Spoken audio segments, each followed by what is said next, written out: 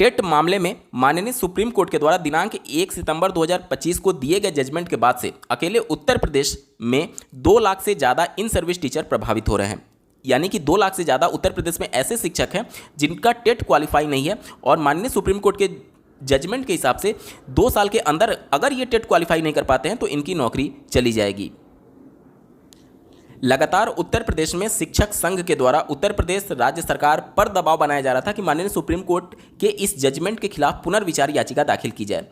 एक प्रतिनिधि मंडल उत्तर प्रदेश के सीएम से भी मुलाकात की थी और इसके संबंध में पुनर्विचार याचिका दाखिल पर विचार करने के लिए कहा गया था। आज दिनांक 16 सितंबर 2025 को सीएम ऑफिस के द्वारा एक जानकारी साझा करते हुए ये ट्वीट किया गया है कि उत्तर प्रदेश राज्य सरकार माननीय सुप्रीम कोर्ट के जजमेंट के अगेंस्ट में पुनर्विचार याचिका दाखिल करने जा रही है और संबंधित विभाग को इसके संबंध में निर्देशित कर दिया गया है। आप स्क्रीन पर देख पा रहे होंगे उत्तर प्रदेश के बेसिक शिक्षा मंत्री श्री संदीप सिंह जी के द्वारा भी पब्लिक डोमेन में ये सूचना साझा की गई है, जिसमें पुनर्विचार याचिका दाखिल करने पर विचार करने के संबंध में उन्होंने बताया है और जल्द ही इसके संबंध में माननीय सुप्रीम कोर्ट में केस जाने जा रहा है उत्तर प्रदेश राज्य सरकार के माध्यम से। अब यहाँ पर उनके द्वारा कुछ भावनात्मक शब्द का भी जिक्र किया गया है। अब इन सब के बाद से क्या माननीय सुप्रीम कोर्ट का जो जजमेंट है वो बदल जाएगा? पुनर्विचार याचिका में क्या संभावनाएं हो सकती हैं? ये जो याचिका जाएगी कहीं ऐसा तो नहीं कि याचिका खारिज हो जाए? किन पॉइंट्स पर मजबूत करना होगा इन शिक्षकों के पक्ष को उत्तर प्रदेश राज्य सरकार को पहले सुप्रीम कोर्ट में जाने से पहले? अन्यथा की कंडीशन में इस याचिका को खारिज होने से कोई भी नहीं बचा सकता। बहुत इंपॉर्टेंट वीडियो होगा। साथ ही साथ इन सर्विस टीचर अगर आप हैं तो आपके लिए ये वीडियो देखना बेहद जरूरी है। नमस्कार दोस्तों, मेरा नाम है नीरज, आप देख रहे हैं कैरियर बिट यूट्यूब चैनल। अगर आप इस चैनल पर पहली बार विजिट कर रहे हैं तो इसको सब्सक्राइब करते हुए बेल आइकन को प्रेस करना ना भूलें। सीएम ऑफिस के द्वारा जो ट्वीट करके जानकारी साझा की गई या फिर उत्तर प्रदेश बेसिक शिक्षा मंत्री जी के द्वारा जो पब्लिक डोमेन में बातें लिखी गई, दोनों में एक चीज कॉमन था, भावनात्मक टच देने की कोशिश की गई है कि हम इन शिक्षकों के साथ खड़े हैं क्योंकि वर्षों से ये शिक्षक पढ़ा रहे हैं, अनुभवी हैं और इन सभी बातों को लेकर के हम सुप्रीम कोर्ट में जा रहे हैं। इस तरीके की चीज़ें जो भावनात्मक चीज़ें होती हैं वो कभी भी माननीय सुप्रीम कोर्ट के पटल पर टिक नहीं पाती हैं अगर आपका फैक्ट बहुत कमजोर हुआ तो। चाहे आप बीएड वाला मामला ले लीजिए, लाखों ऐसे अभ्यर्थी जो कि गजट देख करके बीएड किए हुए थे, उनके संबंध में केंद्र सरकार ने भी पैरवी की थी कि चूंकि इन्होंने गजट देख करके बीएड किया हुआ है, अब इनको प्राइमरी से बाहर ना निकाला जाए। तो भावनाओं को दरकिनार करते हुए गुणवत्तापूर्ण शिक्षा आर्टिकल 21 के आधार पर उन्होंने बीएड को बाहर निकाल दिया था प्राइमरी से। सुप्रीम कोर्ट में 2017 में जब माननीय सुप्रीम कोर्ट के द्वारा शिक्षा मित्रों का समायोजन रद्द किया गया था तो ये भी वर्षों के अनुभवी थे, बावजूद इसके इनका समायोजन रद्द कर दिया गया था। उसके पीछे दो बड़े रीजन थे। पहला, इतने बड़े पदों पर डायरेक्टली समायोजन किया जा रहा था जिसमें कोई भी नया पद रिक्रूट नहीं किया, मतलब कि एडवर्टाइज नहीं किया गया था, जिससे नए कैंडिडेट को मौका नहीं मिला। इससे भी बड़ा जो कारण था वो एनसीटी की गाइडलाइन के हिसाब से सभी मानक वो टीचर पूर्ण नहीं कर रहे थे, जिसके वजह से इनको समायोजित नहीं किया गया और इनका समायोजन रद्द कर दिया गया। उसमें ऐसे भी टीचर थे जो कि टेट क्वालिफाई थे जब शिक्षा मित्रों का समायोजन रद्द किया गया था। बावजूद इसके पूरे सभी 1,37,000 शिक्षा मित्रों का समायोजन एक झटके में माननीय सुप्रीम कोर्ट ने रद्द कर दिया था। ये चीज़ें बताने का मेरा मकसद ये है कि जो चीज़ें भावनात्मक तौर पर सुप्रीम कोर्ट में रखी जाती है उसका कोई मतलब नहीं होता है कि हम इतने अनुभवी हैं, हमने इतने वर्षों से सेवा दी है। जब तक फैक्ट आपका मजबूत नहीं होगा तब तक सुप्रीम कोर्ट में ये सभी बातें नहीं टिक पाती है। अब फैक्ट को कैसे मजबूत करना है? देखिए, राज्य सरकार सुप्रीम कोर्ट में जा रही, बहुत अच्छी बात है, इन सर्विस टीचर्स को बचाने के लिए जा रही है, बहुत अच्छी बात है, लेकिन क्या ये वाकई में आपके हित के लिए जा रही है या फिर केवल दिखावे के लिए जा रही है? अगर केवल दिखावे के लिए जाएगी तो फैक्ट बिना मजबूत किए अगर कोर्ट में पहुंच जाती है तो निश्चित तौर पर ये याचिका खारिज होने से कोई भी नहीं बचा सकता। अब फैक्ट को मजबूत कैसे करना होगा? देखिए, सुप्रीम कोर्ट में जब ये मामले की सुनवाई हो रही थी उस समय केंद्र सरकार ने भी अपना पक्ष रखा था। केंद्र सरकार सुप्रीम कोर्ट में अपना पक्ष रखने में असफल हुई ये समझाने में कि जो इन्होंने 2017 में संशोधन किया एक्चुअली में वो टेट की बात नहीं कर रहे थे या कर रहे थे, ये एक्चुअली में सुप्रीम कोर्ट को केंद्र सरकार नहीं समझा पाई। और अगर इसी मामले को लेकर के राज्य सरकार जाती है तो चूंकि ये जो पूरा मैटर है जो कि आरटी एक्ट से शुरू हुआ, आरटी एक्ट के धारा 23 के उपधारा 2 जो कि केंद्र सरकार को इंपावर करता है, मतलब राज्य सरकार इसमें कुछ कर ही नहीं सकती है। उसमें जो भी संशोधन होगा या फिर जो भी कुछ होगा वो केंद्र सरकार के माध्यम से होगा। उत्तर प्रदेश की सरकार और केंद्र की सरकार एक ही पार्टी की है, डबल इंजन की सरकार है। यानी कि अगर आरटी एक्ट का जो 2017 में संशोधन करके जो 23 की धारा उपधारा 2 में पहले यह निहित था कि केंद्र सरकार जो एजुकेशनल क्वालिफिकेशन है उसमें परिवर्तन कर सकती है और थोड़ा सा उसको लूज कर सकती है, अगर मिनिमम एजुकेशनल क्वालिफिकेशन से संबंधित कैंडिडेट हमारे पास अवेलेबल नहीं है तो, और उसको 5 साल में उस राज्य को वहाँ पर मिनिमम क्वालिफिकेशन से संबंधित कैंडिडेट की संख्या बढ़ानी होगी और इंस्टीट्यूशंस की संख्या को बढ़ानी होगी। इसी के तहत उत्तर प्रदेश में 72,825 में बीएड अभ्यर्थियों को मौका मिला था।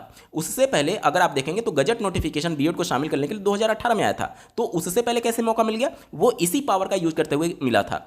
अब माननीय सुप्रीम कोर्ट में जाने से पहले 2017 में ये जो राजपत्र आप देख पा रहे होंगे, ये केंद्र सरकार ने पार्लियामेंट से इसको संशोधित कर दिया, और संशोधित करके क्या कर दिया, पहले जो 23(2) में बातें मेंशन की गई थी कि केंद्र सरकार के पास पावर होगा कि वो कुछ भी मिनिमम एजुकेशनल क्वालिफिकेशन में लोअर डाउन कर सकते हैं एनसीईटी से एक तरीके से परमिशन लेकर के। अब क्या कर दिया गया, इसमें संशोधन कर दिया गया, और संशोधन ये कर दिया गया कि देखिए ये 2017 में संशोधन होता है, लेकिन इसको लागू किया गया 31 मार्च 2015 से ही, और ये कहा गया कि who does not possess minimum qualification as laid down under sub section 1 shall acquire the minimum qualification within a period of 4 year from the date of commencement of right to free and compulsory education amendment. इतना यानी कि ये जो amendment है, संशोधन है, ये इतने तारीख से ही लागू कर दिया गया, और इसके लिए 4 साल का समय दिया गया था, पीरियड ऑफ 4 ईयर, जिसमें सभी इन सर्विस टीचर्स को, देखिए लिखा गया है एवरी टीचर अपॉइंटेड और in age on the position of on the 31 March 2015, यानी सभी टीचर। अब जब मैं सभी टीचर की बात कर रहा हूं तो उसमें आप 2010 से पहले ज्वाइन किए हैं, 2000 के पहले ज्वाइन किए हैं, वो सब कुछ आ गया। तो सबके लिए पार्लियामेंट से संशोधन कर दिया गया आरटी एक्ट में कि 31 मार्च 2015 तक जो भी इन सर्विस टीचर हैं उनको धारा 23 की उपधारा 1 में जो मिनिमम एजुकेशनल क्वालिफिकेशन निहित है उसको 4 साल में कंप्लीट करना है। अब जब धारा 23 की उपधारा 1 के अंतर्गत एनसीटी ने जब 23 अगस्त 2010 को नोटिफिकेशन निकाला तो उसमें 2 शर्तें रखी। पहला कि आपका प्रशिक्षण होना चाहिए, प्रशिक्षण में आपका बीएड या डीएलएड। मैं बीएड और डीएलएड क्यों यूज कर रहा हूं, क्योंकि ये बात हो रही है आरटी एक्ट की, और आरटी एक्ट बात करता है 1 से 8 तक के लिए। तो अगर बीएड की बात हो रही है तो 6 से 8 समझिएगा, और अगर डीएलएड की बात हो रही है तो 1 से 8 समझिएगा। उम्मीद करता हूं चीज़ों को आप समझ पा रहे होंगे। तो वहां पर मेंशन ये किया गया है कि आपका प्रशिक्षण होना चाहिए, यानी बीएड या फिर डीएलएड, और साथ ही साथ टेट आपका क्वालिफाई होना चाहिए रिस्पेक्टिव कैडर का। रिस्पेक्टिव कैडर कहने का मतलब कि अगर आप प्राइमरी की बात करते हैं 1 से 5 की, तो पेपर 1 क्वालिफाई होना चाहिए, और अगर आप अपर प्राइमरी की बात करते हैं तो वहां पर पेपर 2 क्वालिफाई होना चाहिए। ये दोनों एजुकेशनल क्वालिफिकेशन कंपलसरी है। अब इन सर्विस टीचर जो कि 31 मार्च 2015 तक सर्विस में आ चुके थे, उनका ये वाला चीज़ तो कंफर्म करा दिया गया, क्योंकि एनआईओएस के माध्यम से जो डीएलएड कराया गया या फिर जो बीएड वाले कैंडिडेट थे और प्राइमरी में ज्वाइन हो चुके थे 72,825 में, उनको 6 माह का अलग से ब्रिज कोर्स कराया गया।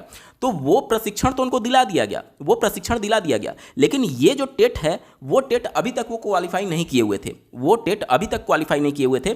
तो यहाँ पर वही बातें मेंशन की गई हैं कि सब सेक्शन 1 में जो भी मिनिमम एजुकेशनल क्वालिफिकेशन मेंशन किया गया है उसको 4 साल में एक्वायर करना है, और ये 4 साल का टाइम पीरियड कब खत्म हो रहा था, 31 मार्च 2019 को। अब अगर आपको याद हो तो 31 मार्च 2019 ही लास्ट डेट था एनआईओएस डीएलएड कोर्स कंप्लीट करने के लिए। उम्मीद करता हूं चीज़ों को आप समझ पा रहे होंगे।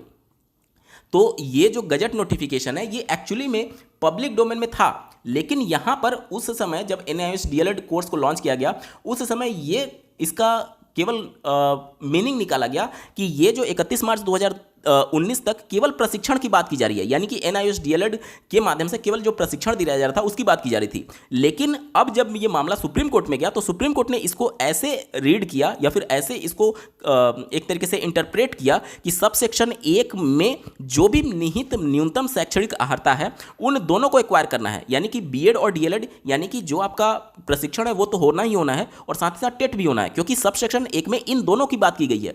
अब आप सोचिए कि जब यहाँ पर इन दोनों की बात की गई है और केंद्र सरकार जब इस मामले को सुप्रीम कोर्ट में रख रही थी तो वो इसको कैसे डिनाई कर सकती थी कि टेट की हम बात ही नहीं कर रहे हैं, क्योंकि आपने सब सेक्शन 1 यूज किया है। आपको यहाँ पर क्लियर वर्ड लिखना चाहिए था कि यहाँ पर केवल प्रशिक्षण की बात की जा रही है, जो कि सब सेक्शन 1 में लिखा गया है, वहाँ पर टेट की बात नहीं की जा रही है। इन्होंने जो संशोधन किया उस संशोधन में ही चीज़ें अपूर्ण है, जिसकी वजह से माननीय सुप्रीम कोर्ट के द्वारा इस प्रकार का जजमेंट दिया गया है। अब जब ये मामला फिर से पुनर्विचार याचिका के तौर पर जा रहा है तो याचिका डालने से पहले इस जो संशोधन किया गया इसमें फिर से संशोधन करना बेहद जरूरी है, और बिना संशोधन किए हुए अगर मामला कोर्ट में जाता है तो यह मामला कहीं पर भी नहीं टिकेगा। क्यों नहीं टिकेगा इसको समझिए।